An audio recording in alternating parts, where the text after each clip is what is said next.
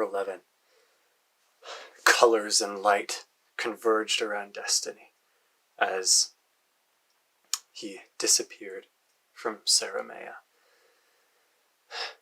The lines of color resolved themselves into shapes and figures as he came through to the other side, filled with rage. The colors never completely subsided, for Destiny didn't see as normal humans did. He didn't need sight.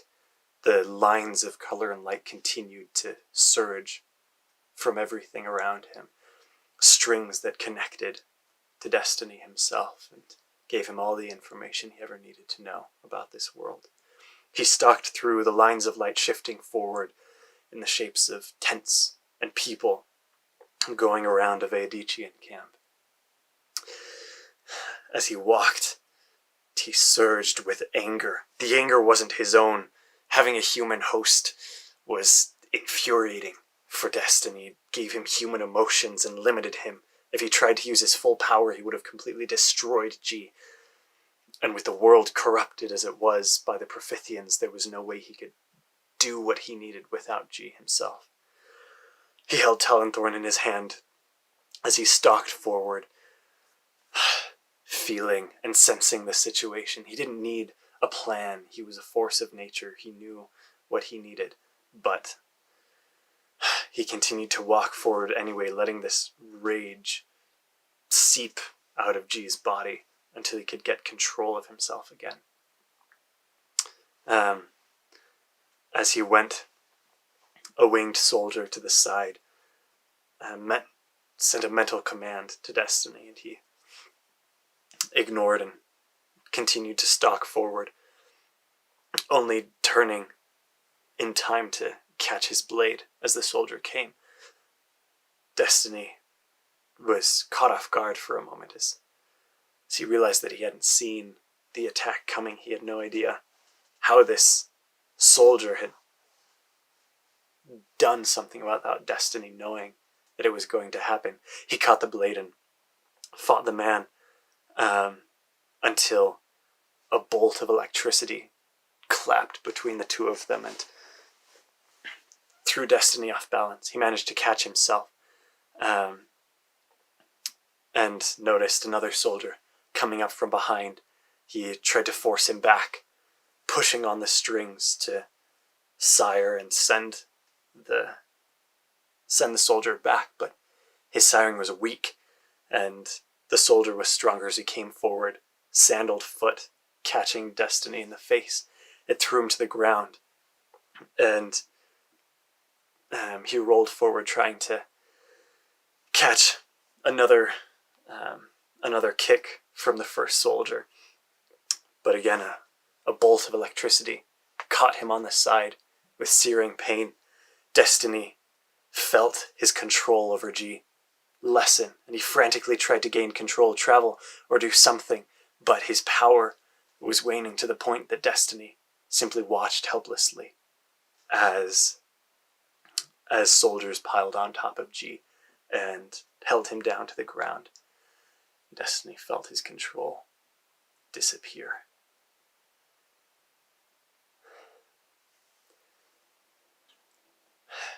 The only thing more powerful than the pain was the smell of dirt in my nostrils. Oh, the pain flared from the places where lightning had struck. I still didn't understand where in the world that was coming from. There was blood in my mouth and the pressure of bodies on top of me as the soldiers took Talonthorn from my hands and pulled me up. They held my arms underneath me and pulled me up to my feet. I had a splitting headache as they began to walk me through the camps. But for the first time in what seemed like forever, Destiny was gone. My mind was my own. And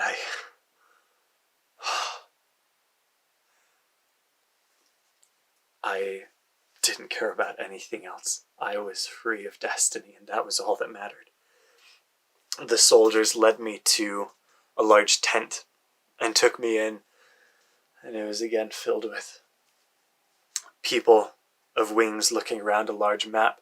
The soldiers thought something to the people in the tent, and I specifically noticed a large man wearing a toga like the rest of them, though his had colors around the borders.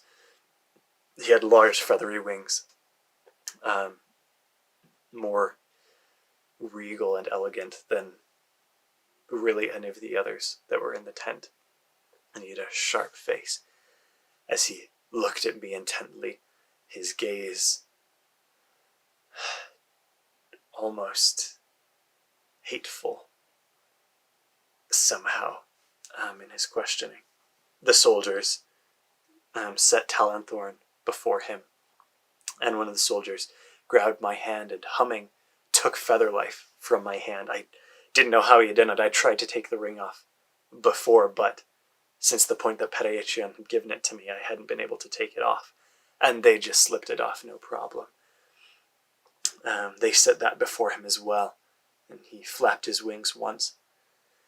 The soldiers nodded and took me out of the tent and took me to a large cage with straw on the floor. They threw me in, and someone locked the door behind me. I laid down on the soft straw. It wasn't much better than lying on the ground itself, but simply feeling anything was bliss. I lay the bright, bright sun, not helping my headache any, but I just lay there feeling complete control of my body, and I was at peace. I lay there for some time, and my thoughts eventually turned back to the clips of memory of what I sensed through destiny. There was a fight of some kind, and I remembered Scar and Destiny holding her up in the air by her throat, and Darren. I turned my mind away from that. Somehow it must have been destiny all along that had been protecting me from remembering the violence that I'd caused, and to some degree that was still there, but it haunted me, the things that destiny had done through me. I lay there wondering what in the world was happening, and how these soldiers had managed to best destiny and completely get rid of him. With the other worlds, I'd felt destiny at some point, and I could feel him creeping up, but here there was nothing. I was completely free. But this definitely wasn't Earth, so I had no idea what was going on. I sat and didn't spend too much time. I was there for a few hours before more soldiers, winged soldiers, finally came to take me back out. They led me to a large amphitheater type place, but much bigger than that. And there were stools set up and tables and people all in the stands. They led me to the middle, where they sat me down on a stool. Far ahead of me, there were 3 people standing. The one in the middle had massive feathered wings. The one on the right side she had fairy wings, like butterfly fairy wings of some kind, and the man on the left had no wings at all. And they sat before a table that had Talonthorn and Featherlife on it. And behind them was another row of leaders, and I could see the same one with the sharp face and and the judging eyes. And I could tell this was a court of some kind. The three in front stood up in unison, and the crowd seemed to settle down. They weren't talking, but I guess they were thinking to each other in some way. But they'd all quieted down, and the three sat down again, and I sat waiting for something that I could make out, but there was nothing. They were just thinking to everybody. The man in the middle finally turned to the bald man with no wings, and he turned to me and asked me to stop thinking so loudly that they were trying to have proceedings here. They said, only think when we ask you to. Otherwise, just sit and wait. That was going to be hard to do, to not think. I tried the best that I could, and waited. Occasionally they would ask questions out loud, and they didn't need my response. I just thought about the answers, and they took from that. But they asked about Talonthorn and Featherlife and where I'd gotten them, and that seemed to be the crux of whatever they were trying to decide. Eventually, after some time, the two in front with wings flapped their wings as the man without wings crossed his arms over his chest, and everyone around the amphitheater flapped their wings in unison in response. I guess that some consensus has been made of some kind. But I didn't. I just waited until they told me to do something, though I was worried about what was going to be happening with Talonthorn and Featherlife, because I needed those. The three stood and went out in the amphitheater, slowly filed out. The two guards that stood behind me didn't move until I guess that he must have been a leader of some kind, stood and came up to the table. He took Featherlife and put it on his finger, and it seemed to fit him perfectly. He took Talonthorn as well and placed it in and placed it alongside another sword of his within his belt. And I thought, he can't do that. Those are mine. And he turned his gaze sharply at me. I hadn't meant to think that out loud. Oh, this was going to be hard to get used to. He strode towards me and said, no, these are mine, as are you. From now on, you will do as I say. And he commanded me to get up and follow him out. I was surprised that he spoke English. It was accented, but still very good. As he led me out, he didn't say much. I could see that he was the leader of this place from the way that people deferred to him.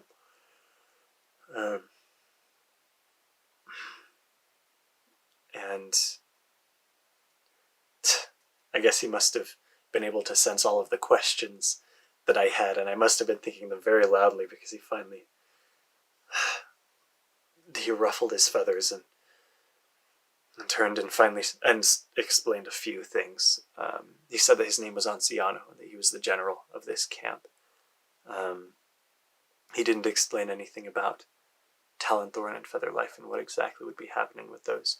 But he took me to a tent and led me in. There was another man with bug wings, insect wings of some kind, who had me sit down on a stool, and he pulled out some rags, dipped them in water, and began to clean up the cuts and bruises that I had.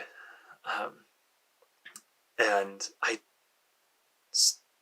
he looked at me intently for a moment before looking to Anciano, and I realized he must have been trying to communicate with me. And I could tell the man felt kind of awkward being with somebody who had who couldn't tell what he was saying.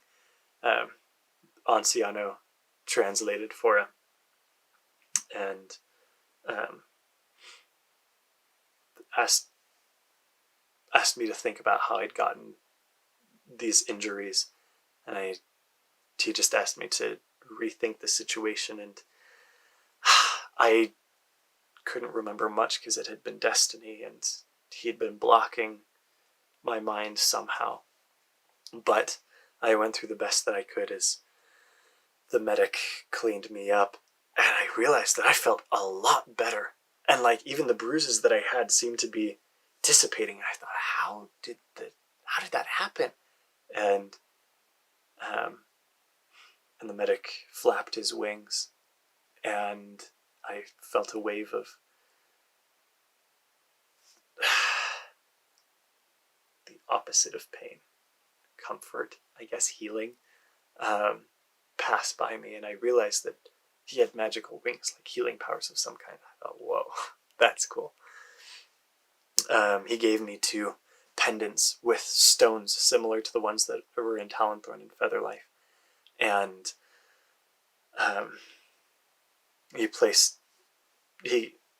they were both on pendants, and he placed one so it was hanging on my front and one so that it was hanging on my back, and gave Anciano a loop, like a wire loop thing with a stone connected, and Anciano gave him glass chips of some kind, and Anciano ordered me out of the tent, and he led me through the camp, and I had so many more questions than before, but I tried not to pester him because he didn't seem to have a lot of patience.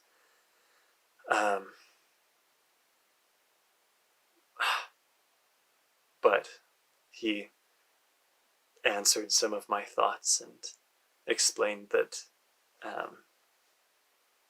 he needed me in good condition for the trials the next day.